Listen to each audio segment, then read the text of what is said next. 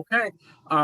Bill, I will let you, I'm going to, like I said, I'm going to go ahead and mute everybody else, but Bill, I'm going to go ahead and let you take over whenever you're ready. So thank you for speaking and go ahead. Okay, I'm ready. I may or may not throw a few PowerPoint slides up, but I'm probably going to avoid that for the moment. Let me just get my own slides up. I actually switched machines when my sound wasn't the best, so I'm just still doing a little adjustment here. Just 1 second, and I'll be ready to go. Okay. So, you know, the topic tonight, first of all, I really appreciate being able to talk to you all about the topic. And I want to just give a slight bit of self-introduction, how I got to write this book. So Greta and I live in Baroda. We've lived there for 14 years full time. And like all of you, you know, I've always been an avid reader, studied economics in college and graduate school, read a lot of current events, philosophy, politics, books. And in 2013, probably like a lot of you, I felt that our politics was becoming very obstructionist and negative and was kind of disturbed. And so I started a blog called supportthecenter.org, which I utilized to explore centrist positions. And basically I was trying to pursue no label type policies. And I thought, you know, by rational thought, if we all think rationally about issues, we can all come to the same conclusions. And as we got into 2015 and 2016, I really saw how polarized we were with the rise of Donald Trump and Bernie Sanders. I'm really going to stay away from political positions in this talk, and that's really where I've landed. You know, so. You know, I did think one of the reasons why I did begin this project is because I couldn't understand how people could support Donald Trump, who I didn't feel, and this is about all I'm going to say about my politics, people who I think that is not particularly honest, is oriented towards institutional obstruction, doesn't really have a firm plan for replacing institutions. And I really tried to wonder, what do people think that he's going to bring to the picture? And with Bernie Sanders, I thought he was a very radical change. And I was really disturbed by the extremism that I saw in that populism. And so I began to try and understand and that's about all I'm going to say about my politics. And really what I've tried to do since then is to understand why are we so polarized. And I began to interview my neighbors to understand what they thought. I interviewed neighbors on the left and the right, and then I also took a deep dive into our polarization, and I'm going to explore that with you. And basically, I'm going to explore the way the book explores, which is with two main strands of research. One is to understand the deep historical roots of our divide, and then once we have that divide, to understand how some factors exacerbate our divide, like group psychology, demographics, differing morals of the left and the right, and the media. And then I'm going to go from there and briefly mention, if I have time, the Tea Party and the rise of Trump, which I believe are symptoms of our issue of polarization, not the cause, although I do think Trump has accelerated polarization in many ways and now poses some dangers to our democracy. You know, the Michigan interviews that I did, they're in the book, about 100 pages worth, 10 neighbors, baselined against the Pew baseline to establish how conservative or liberal they are. And then I asked them some survey questions as well to understand their views on things. But I think there's a lot of hope that comes out of those interviews, and I'll explain that in a bit. And then there's a chapter on how to get past polarization. So let's dive into the history. The history starts with when we weren't polarized, the New Deal. And essentially we had our two parties, of course, the Democratic Party, which was made up of the Southern whites and the urban working class. and the Republican Party, which was made up of an upper class and Western conservatives. Now, when you really look under the hood, though, you're talking about four parties. And a very important factor when you talk about those parties is the fact that they really did act like four parties. So basically, some points about the way those parties acted is both parties had a progressive wing, both parties had a conservative wing. That made the parties overlap. They were not distinct from each other in terms of what they stood for. And so legislation would be passed between these parties, and the coalitions underneath would vary. A certain Democrat or Republican could vote different ways with different parties on different issues. And both parties took it for granted that Democrats ruled Congress. What this meant is that the committee system in Congress had a lot of impact. Republicans really contributed to legislation in those committees, and amendments and input from various members of the different parties was really critical. By the way, when I'm done with this, I'm going to try and limit this to about a half hour, and I will take questions after that point. So I'm sorry if you have questions during my talk. I'm going to kind of hold them off because I've got a lot to go through, and I'm going to try and do it as quickly as I can. During the Eisenhower years, the lack of these party differences irked political scientists who thought that voters needed a clear choice. Little did they know, in calling for parties that were differentiated and that fought with each other, that they would get what they have today. Some people did see that would happen, but in the 50s, that's what political scientists thought, and the American Association of Political Scientists issued a report to that effect. At the presidential level, you could see some cracks underneath the system. Basically, swing voters, when conservative Republicans would run for president, Southern voters would vote for that Republican, even though they were Democrats.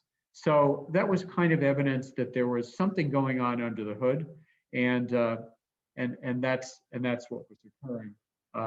Is basically you could see that there was a difference between the two parties underneath the hood, but on the top they were very similar.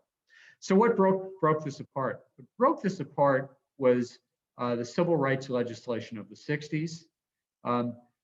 Lyndon Johnson, during 1964 to 68, passed several bills that were momentous. It was done with Republican help, and it couldn't have been done any other way. As mentioned, there are a lot of progressive Republicans, and the conservative Democrats resisted, at every step. And once this was done, Lyndon Johnson knew that his party, that he was basically destroying the Democratic Party at Southern base, and that its base was going to leave after this vote. And in fact, he knew that because during the 1964 election, Goldwater tried out what he called the Southern strategy, which was, he said, I believe in Brown versus Board of Education, but I don't think the federal government has the constitutional right to enforce measures at the local level in terms of desegregation. He gained all 5 or 6 Southern states. So in 1968, Nixon emulated that strategy, and that became known as the Southern strategy for Nixon. And that strategy for Nixon, I'm sorry, I rearranged things. That strategy for Nixon was effective in getting the Southern vote for him, but then he went beyond it. And he went beyond it when he appointed Agnew as his vice president.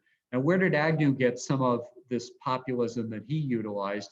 He got it from George Wallace and George Wallace's 1968 campaign, where Wallace basically protested and ran in Democratic primaries. Wallace did very well in Democratic primaries, like in Michigan, he got 30% of the vote, far better than you might expect.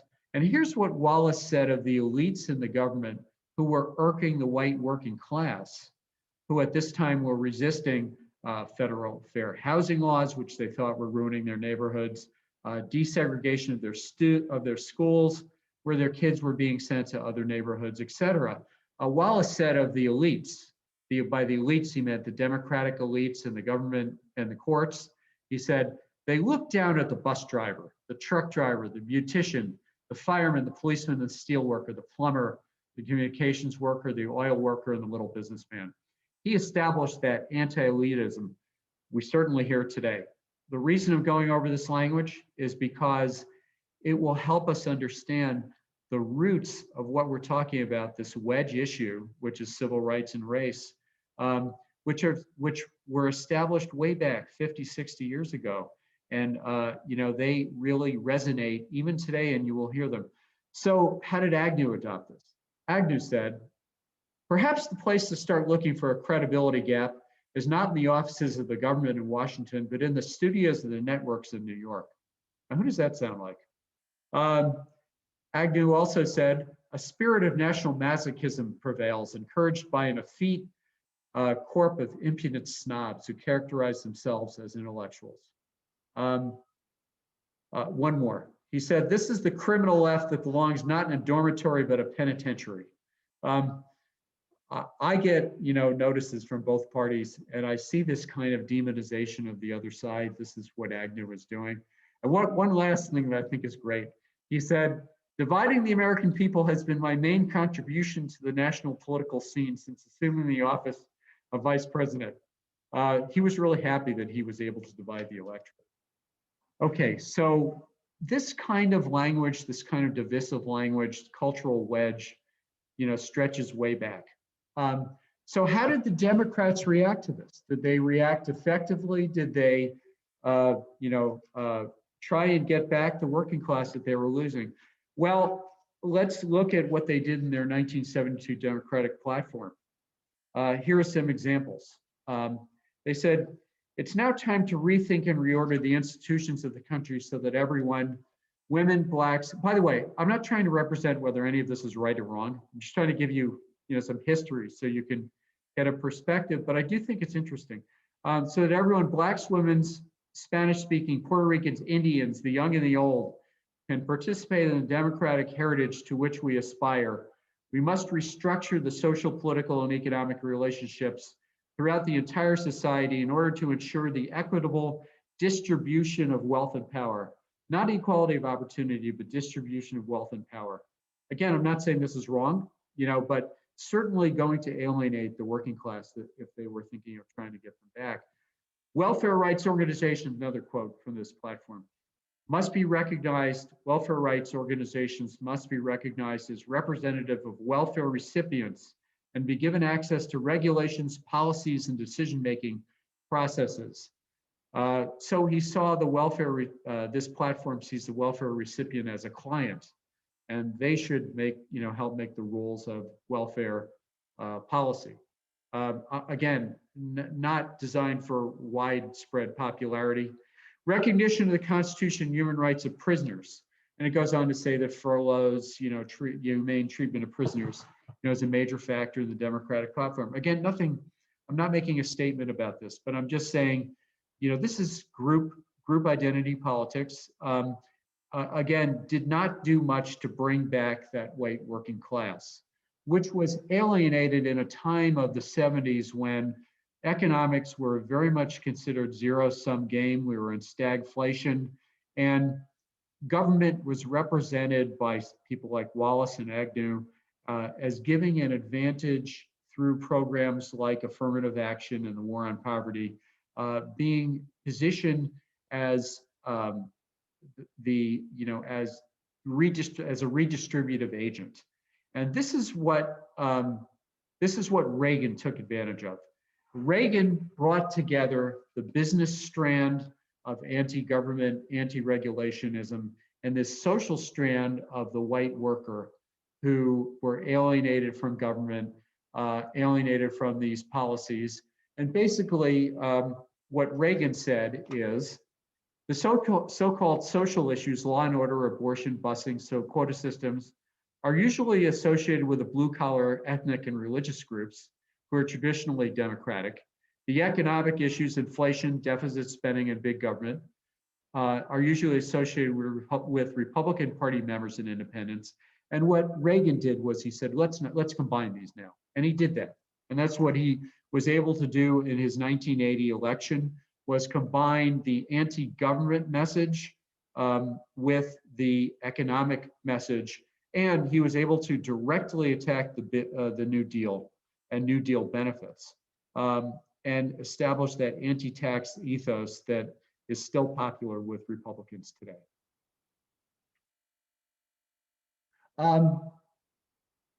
While this was going on, the parties themselves were also becoming centralized. The parties became representatives of not of the states anymore. The states really were a decentralized aspect of the party, but the parties began to regulate Congress in a way that it hadn't been regulated before, the committees in Congress. The parties began to regulate fundraising, to give out money to members, and to make members do their fundraising as soon as they got into office. So really gradual process. It happened over several decades, but by the 1980s and 1990s, members really were unable to go against their party, especially now as we see it. Parties in Congress vote, people in Congress vote along their party lines. They're essentially not independent agents the way they were when they were in committees and they worked with people from the other side in those committees to establish legislation. And this is when dark money came into politics as well and began to influence through these nationalized parties the inability of members to be independent. Okay, while this was going on, Americans sorted themselves. So we had a nation where counties were not divided the way they are, and states were not divided the way they are between Republicans and Democrats. In his book, The Big Sort, Bill Bishop explains how Americans moved and sorted themselves into homogenous communities. They did it through joining churches where they felt an affiliation with members. They did it through moving to communities where even unconsciously they were with people who were like themselves and who eventually sorted themselves out into the Republican and Democratic Party. So today we have people, we live in bubbles. And basically, show of hands, do folks here regularly associate with people who have different political views than themselves? Anybody? If it's really hard. It's actually hard to do that. And it's because we tend to listen to the same news as our friends. We tend to read the same newspapers if we read newspapers. We go to the same church or don't go to church. We buy the same kind of cars. I mean, it really goes down a line where if you know a little bit about somebody, you can know quite a bit about them. And that sorting has really been unfortunate in terms of the bubbles that we're in. In the book, again, I have to really run through all this history, but in the book, it really makes clear how many different dimensions divide people from the different parties at this point. And we've done it ourselves. We've moved into communities and associate with people who are like us. So now let's depart history for a few minutes and talk about what this means. So the parties are sorted. We as Americans have sorted. Let's talk about group dynamics. There are a lot of studies about group dynamics that explain how when you're part of a team or you're part of a group, and there's an opposing group where people have these other characteristics that are all different from yours, you end up really disliking that group with the lightest of cues. So experiments have shown that you can sort people into two groups and tell them you are the Klee group, you like paintings by Klee, and you are the Impressionist group, you like paintings by Impressionists. This is an experiment that was done. And then you show how those groups show group bias, reward their own group, punish people from the out group. There are hundreds of these kinds of experiments. Again, in the book, they're related in some detail. But it shows how group dynamics naturally make us suspicious of others who are not part of our group. Now, when we talk about these kind of group dynamics, It becomes worse when you don't have cross-cutting. America in the 1960s, the rich, the poor, people from different communities, and the people from different political parties all were not sorted the way they are now. But when you have this kind of sorting, and then you're part of a team, and then you have the media telling you about your team and that your team needs to win, it really makes every election an existential contest where you feel like if you lose, I mean, I know I feel like that way. When you feel like if you lose, you are losing something very dear to you. And you don't like the other group. So this is where we're at now. That's group dynamics. I want to talk a little bit about morality of the right and left, which goes along with this. And basically, the right and the left have different sets of morality.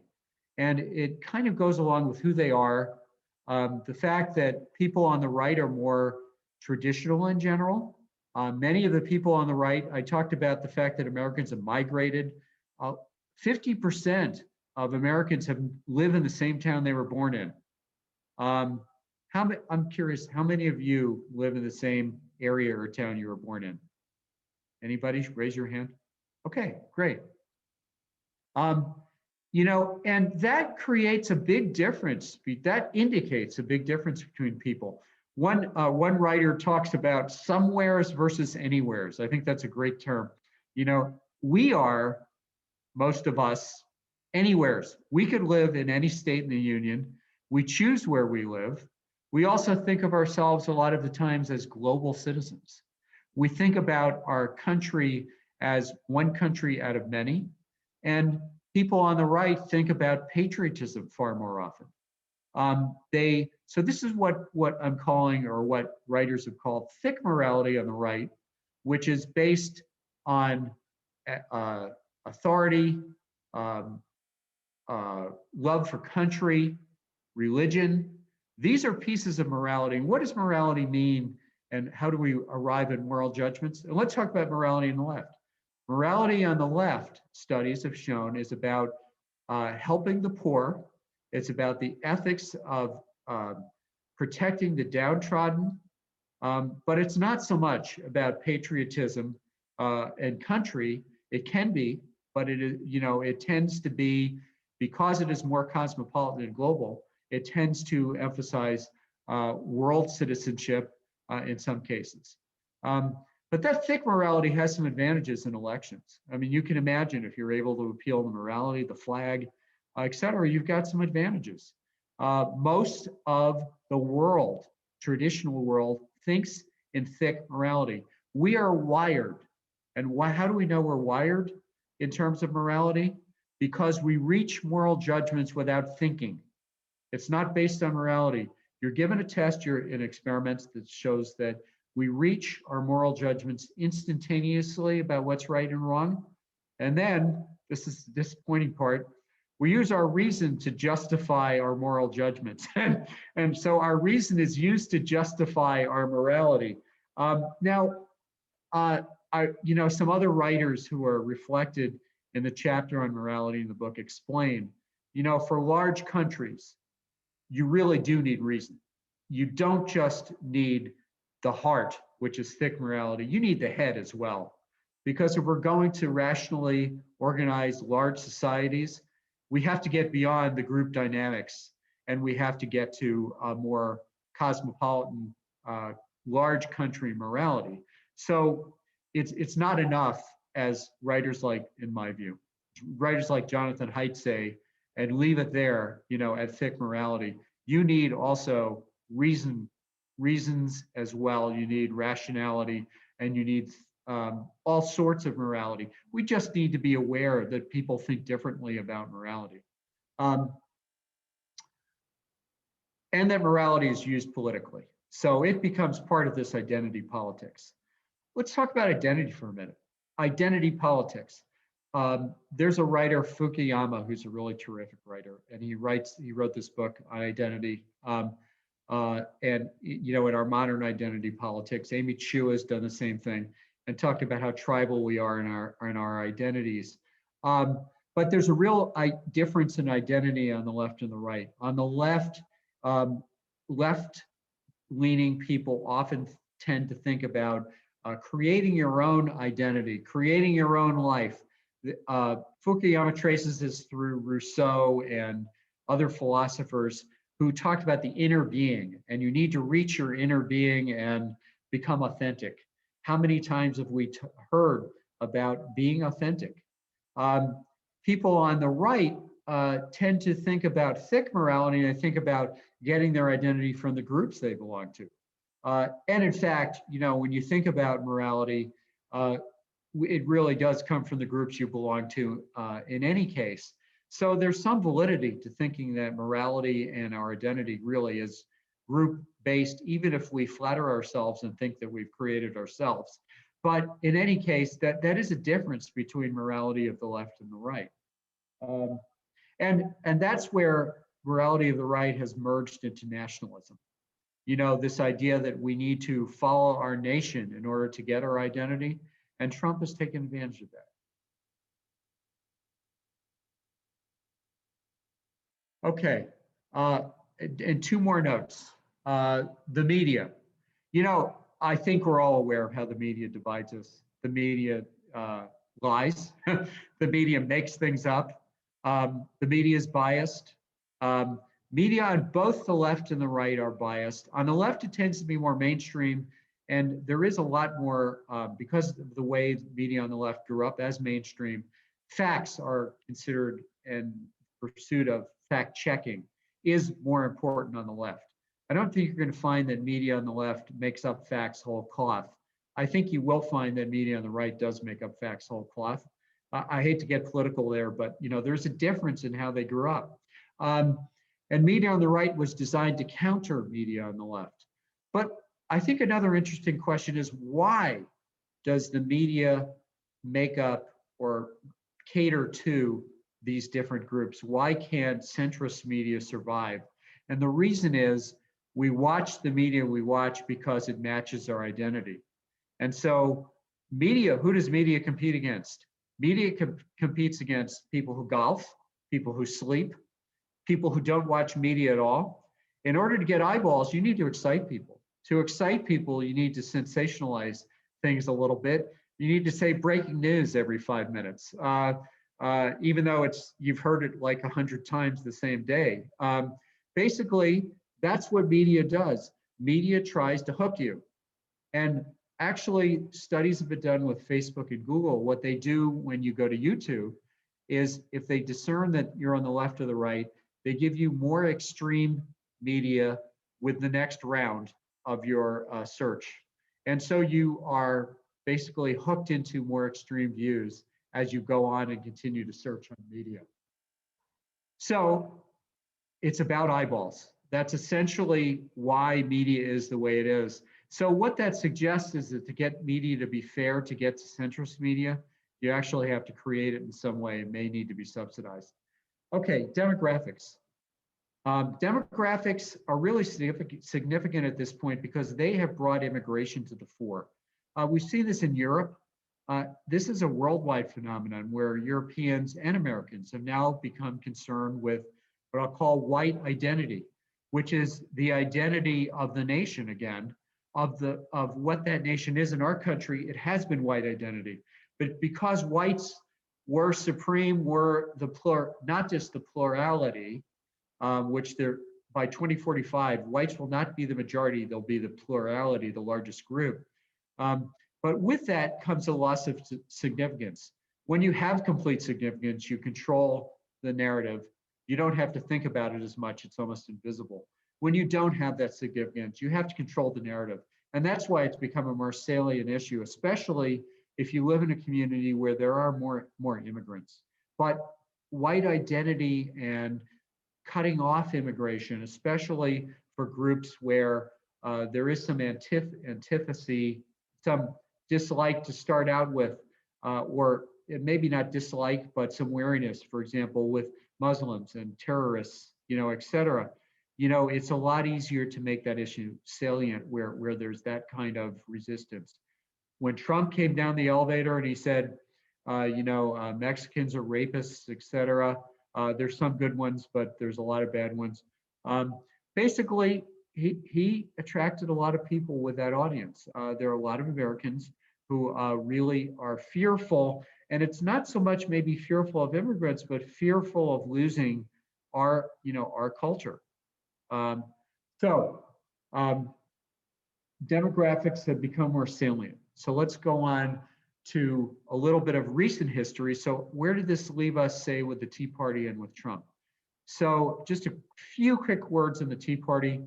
People who've studied the Tea Party, and there's a chapter on the Tea Party in the book, have shown that the Tea Party was a revisionist group at the grassroots, grew spontaneously, exacerbated probably by the change that people saw through a Black president. And I'm not saying that they were racist, but people saw change occurring and became very, again, the 2008 recession didn't help.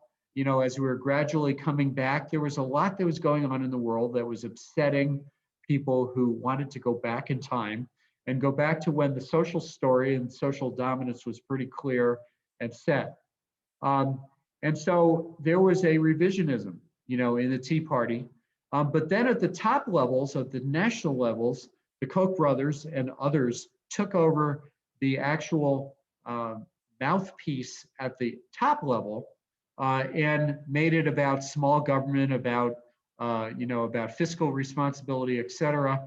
The end result at both levels was an increasing level of social conservatism in the Republican Party, and with the incoming Tea Party freshmen who became that Freedom Caucus, a more conservative Republican Party where people like Eric Cantor, who was conservative, was driven out because he wasn't conservative enough.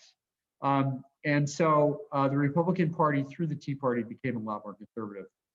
Basically, Donald Trump was able instinctively, or however he did it, to understand some of these and grab onto some of these trends.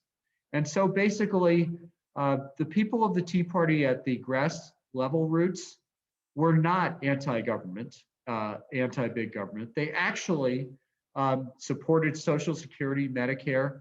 Donald Trump said, I am for Social Security and Medicare. I am against free trade. He was against the Republican orthodoxy. He met that base where they were. That base is not necessarily against big government. It's a socially conservative base. The elites of the Republican Party basically did not have control of the primary process the way they used to through all of the reforms that have occurred. Donald Trump took the oxygen out of the 14 other candidates who represented the elite Republican Party when the party could not back any one of them. We were talking about a very divided Republican Party in 2016.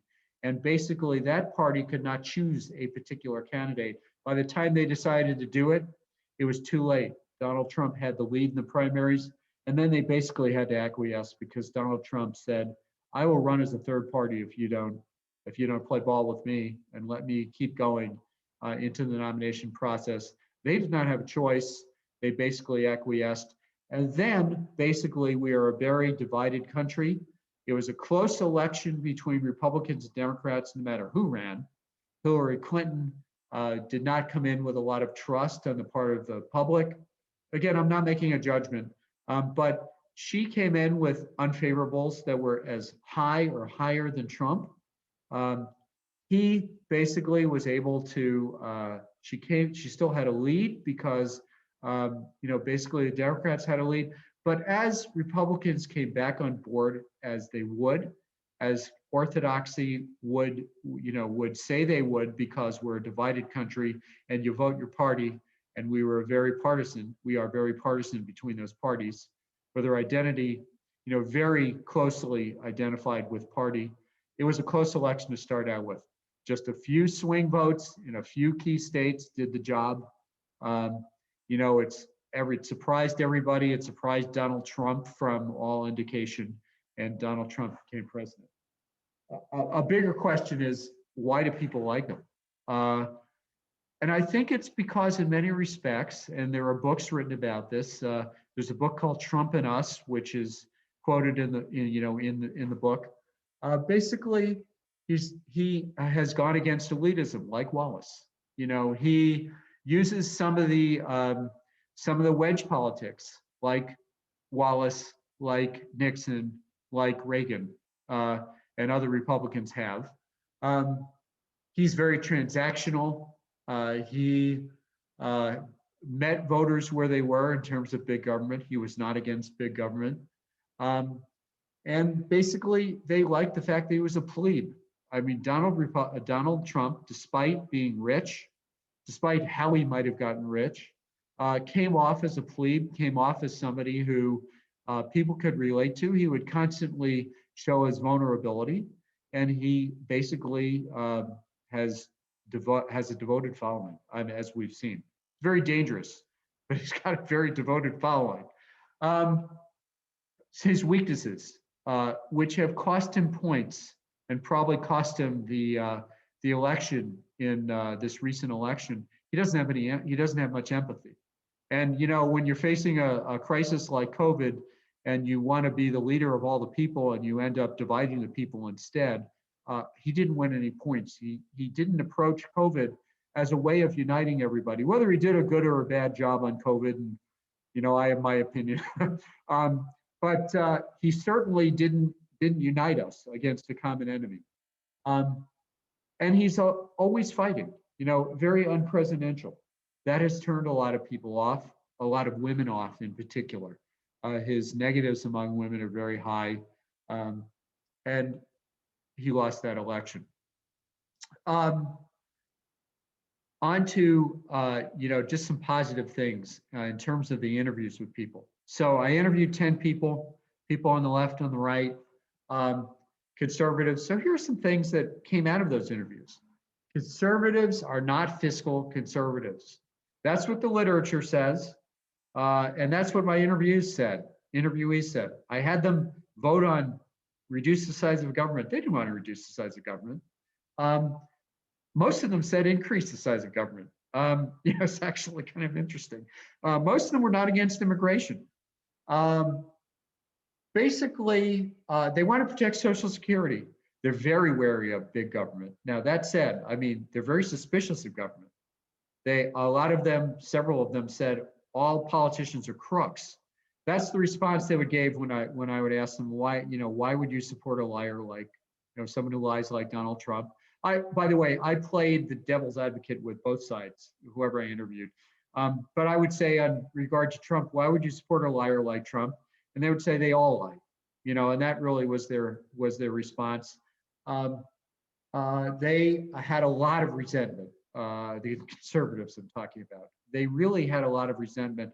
One said, I'm the only one who pays taxes. I'm in the middle. People on the top don't pay taxes. People on the bottom don't pay taxes. Resentment was a big theme. However, on policy, the differences weren't really there. That you might think. I'm not saying there aren't any differences. There are differences, and there's a lot of suspicion of government programs. But in terms of what we have now, and in terms of government functions, the conservatives are not necessarily anti-policy. And the term for this, what the political scientists use, is conservatives are ideologically conservative and operationally liberal. Operationally meaning program-wise, they are liberals. And that's a very common theme that you see in the political science literature. The liberals I interviewed were pretty uniformly kind of what you would expect. They were a little bit more orthodox in terms of conservatives were all over the place. They didn't have a firm, sort of, I would say, grasp of issues. And again, I'm not being critical, I'm just telling you what I saw.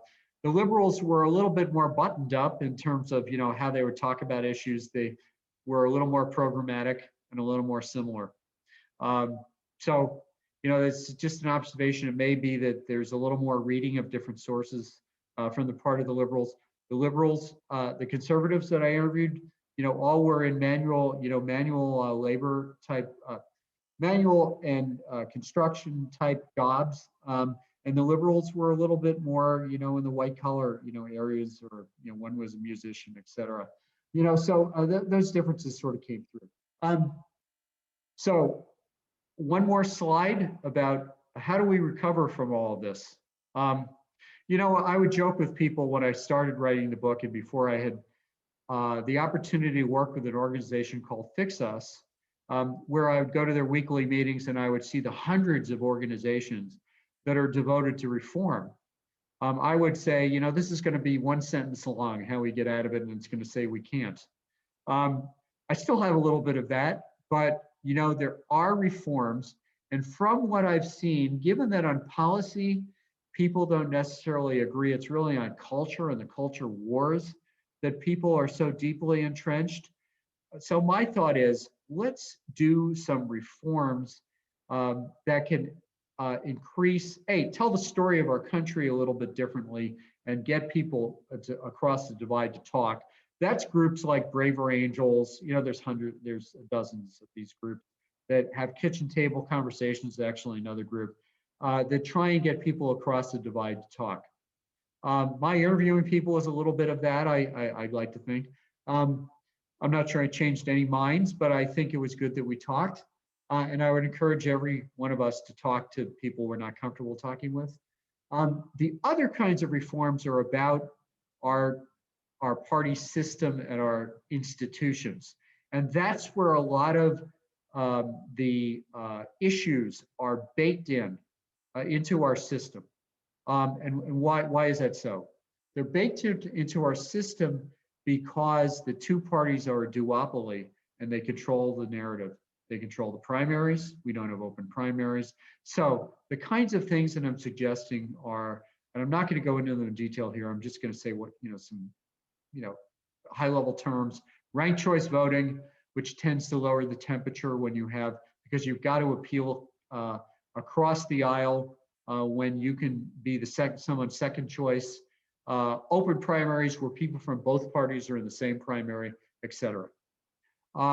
With that, I'm going to stop and take questions.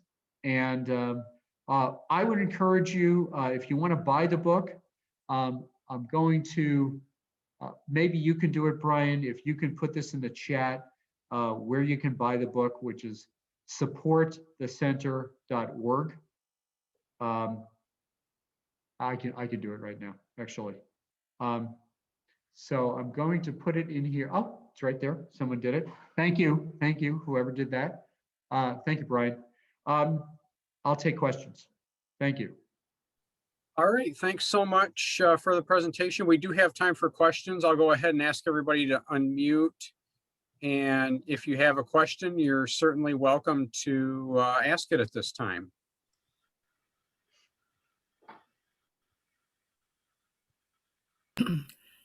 Bill, thank you very much for the presentation. This is Susan Johnston. I was curious on the people that you interviewed, on the age range of them. Could you talk a little bit about that? That's a really interesting question. When I was doing the interviews, I was told by someone who happens to be in this forum, maybe you should include a really wide range of ages, and diverse group of people.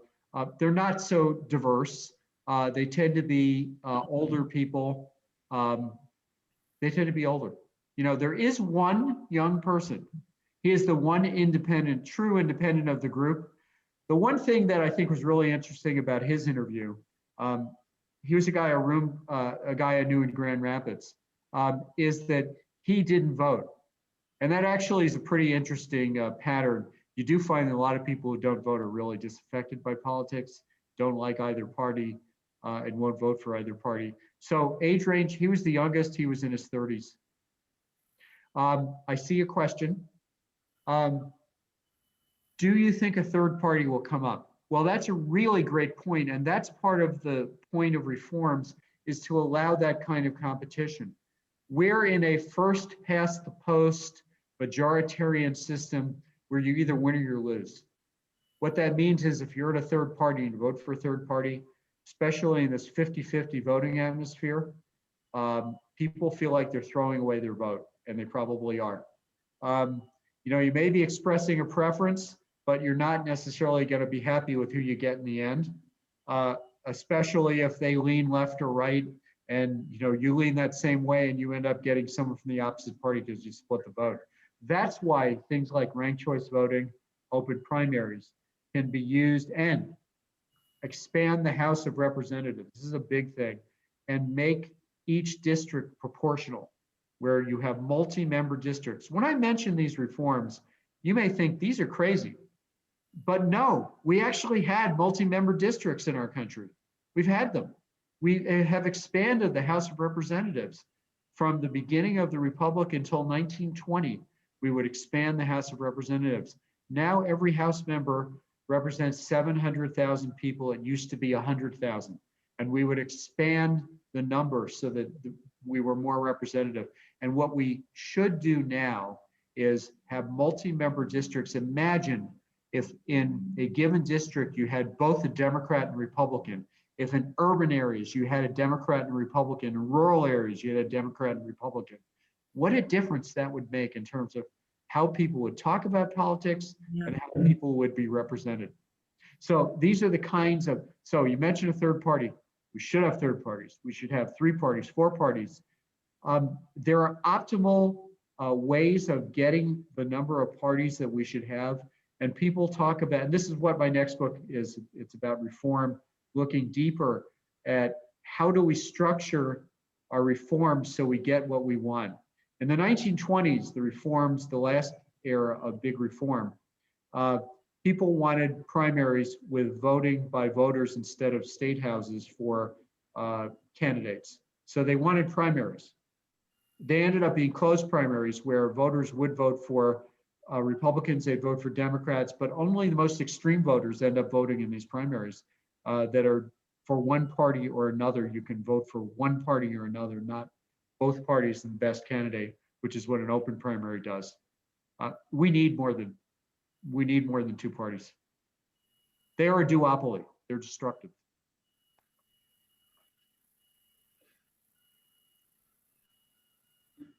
Well, we can take more questions if anybody has any.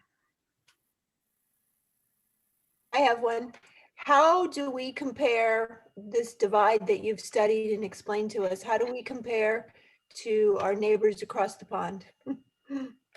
It's really interesting when you ask that, because I was reading a book it's quoted in the book, and it's about demographic. It's called White Shift. But actually, when we look at Brexit, for example, Brexit is a lot of analogy between what we're going through here and what the English are going through.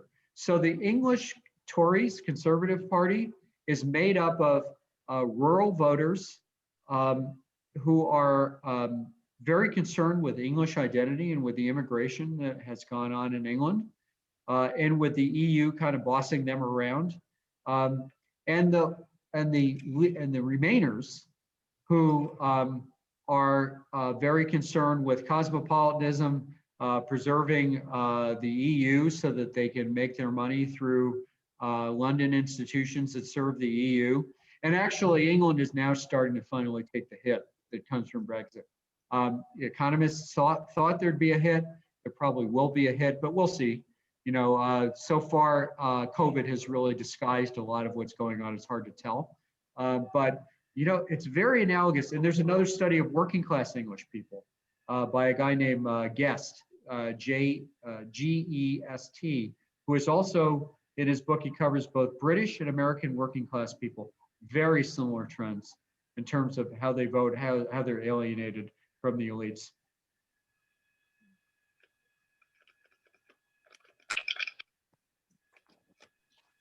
I wanted to understand, Graham, I was wondering how patriotism can be considered morality. Like, that really kind of stymied me when I heard you talk about that. So I'll give you a great example. I happen to know who you are. Hi, Leslie.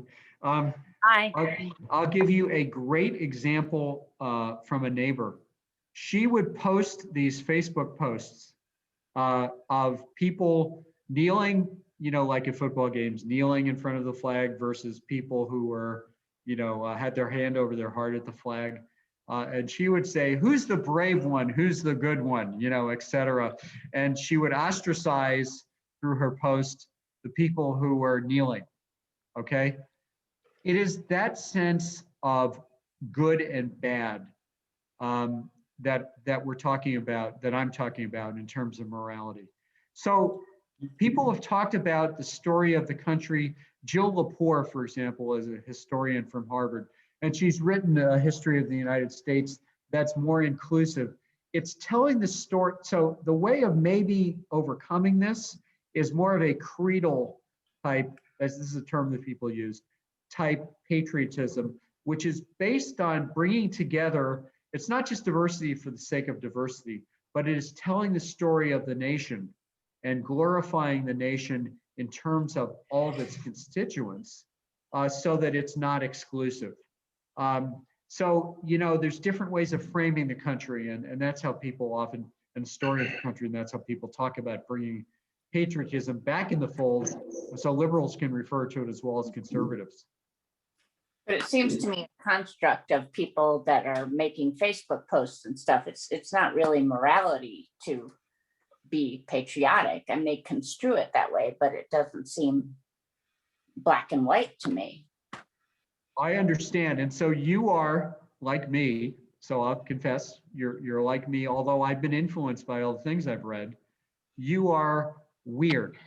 Now, what does weird mean? It's an acronym that Jonathan Haidt uses. Western, it stands for something like Western, industrialized, educated people, a very small sliver of the world population who believe in morality as fairness and justice, but they don't see those dimensions of morality that conservatives do. And literally, when they're tested on morality, they don't see morality the same way. They literally don't. And as mentioned, morality is what you see and judge without thinking. So it is literally the judgments you make, and then you justify them with reason. Now, yeah. So I have a lot of sympathy for what you're saying. However, that said, unless we are able to, so I do believe and have been influenced that we need to tell a different story of the country. And we need to make the country belong to all of us again. And I do think that the way the country is framed, let's say by the Democratic Party, often is as a set of groups, and it doesn't somehow unite them in a way that's convincing. So Hillary Clinton said, stronger together. It's just doesn't have the ring, so we've got to figure out how to navigate this.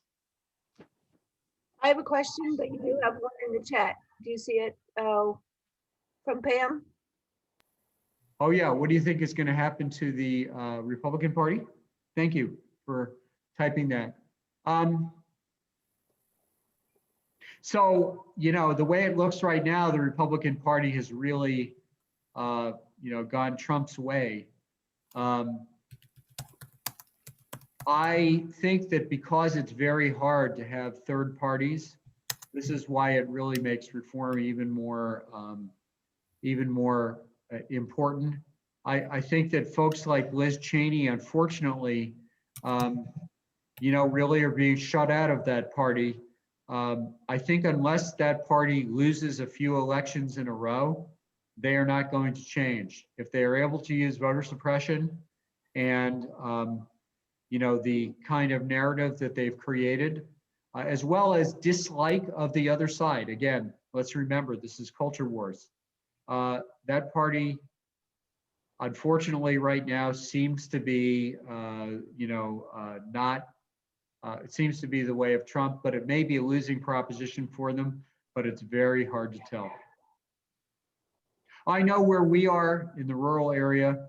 My sense of it is, that folks stand by that party right now. But again, I'm not an expert. I haven't polled people. This is just my sense of it. Another danger, and let's talk about, a danger here is that so many folks believe in things that aren't true. The lack of reality, that of things that have been told about the election, and the fact that, it was stolen, and the fact that, a large percentage of Republicans believe it. That is not very encouraging for our democracy. That's really a threat. That certainly worries me. Again, if someone disagrees, if someone on this panel believes, that I'm jumping to conclusions, please say so. But there does come a point where we have to take a stand, I think, because in the end, if you don't take a stand, it's your democracy that's at stake. So if every let's say I'm wrong. Let's say that every election ought to be contested the way this last one was. We will have elections overturned. We will have inconclusive results. It's not good for democracy, no matter how you cut it. Let's say the election really was questionable. If we question every election, we don't rely on the procedures and processes that we have, which really seem to work pretty well. Our democracy will be wounded. Okay. Are we done? Okay. My question was how the dysfunctionality of the Democratic Party, the fractured caucuses. How do we deal with that? How do we bring so many caucuses together? Well, I think one thing that's happening with the Democratic Party, one thing that happened with the election of Joe Biden, and not everyone's going to like it. One thing that seems to be happening or could happen, and it may or may not happen, depending on the strength of the caucuses, is that we may, for example, adopt a infrastructure bill that's a bipartisan bill. It may not be the infrastructure bill that progressives are hoping for. It may not even be adequate to fix our infrastructure. But the fact that it would be bipartisan would show a trend, and would show, so where I'm going with this. Basically, whatever story we tell, and this is my belief, we need to tell a story that has a broad appeal that can win elections. I may be wrong, that a broader appeal has to come from someone like a Joe Biden.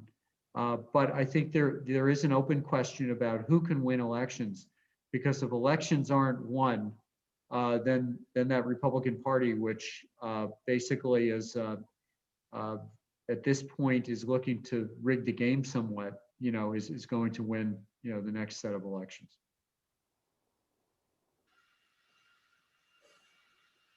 Need for more education and of constitutional law.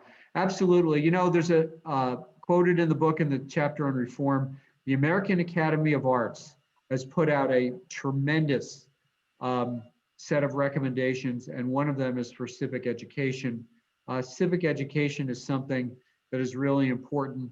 I think education in general, liberal arts education, in order for people to be able to think for themselves, sort through news, be able to sift, fact from fiction, is really, really important. So yeah, absolutely. Constitutional law is very important. The thing about constitutional law is there are a lot of different ways of interpreting constitutional law. And if you look at the Supreme Court in the last, last 2 or 3 decades, the Supreme Court has gone a lot of different ways. It's a very tricky subject, constitutional law. Again, I'm not a lawyer, so I'm not an expert in it, but I've read a few books on it as part of my research. I think, the courts in some ways have overreached, both conservative courts and liberal courts. But that's not because of originalism. It's because they've written law in a number of cases, like what's it called, the one about federal finance of campaigns that was passed a few years ago, Citizens United. Basically, they wrote that. They wrote law they didn't have to, and it's unleashed a lot of damage.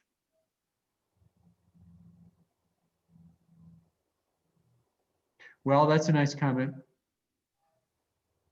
Thank you.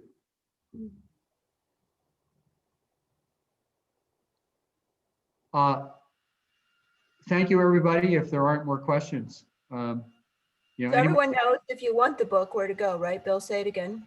supportthecenter.org. It's in this chat. If you scroll up to the beginning, I'll just type it again. And they pay via PayPal, right? They pay PayPal. And if you're local in Berrien County, I will find a way to get the book to you. So don't pay for shipping. You know, unless you really, you know, you're okay with me mailing it, but we can figure out a way to meet and I'll get the book to you. All right, well, thank you, Bill, for that presentation. Thank you, everybody, for coming tonight. We really appreciate it. Make sure you check out lincolnlib.org for more programs that we're going to have coming up in the coming weeks. We'd love to have you participate in some more programs with us. Other than that, again, we thank you for coming out tonight, and hope you have a good rest of your night. Thanks so much. Bye-bye. Thanks Thank so you. much. Really appreciate your listening. Thank you.